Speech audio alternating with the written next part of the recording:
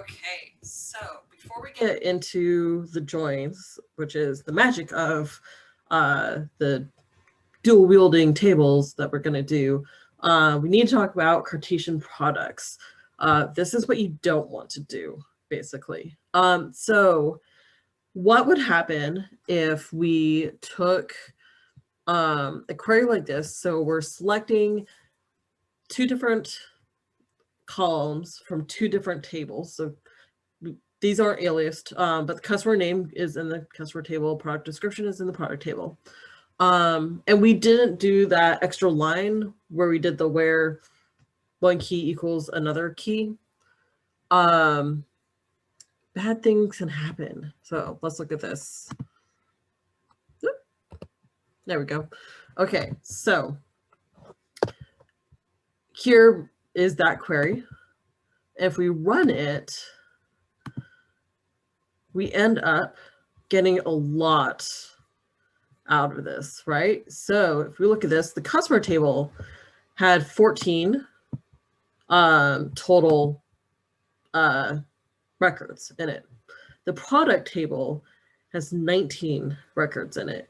And here you can see that the result of that is 266 records. And you can see here that basically what's happened is you get all of these 1 through 16 here, all basically like all of those with just this first entry, all of them again with the second entry there, so on and so forth. So you've basically multiplied the number, your 14 up here by your 19 to get the 266. That's probably not what you were looking for. It's really rare when this is actually what you want to have happen when you're trying to put two tables together to look for something. So,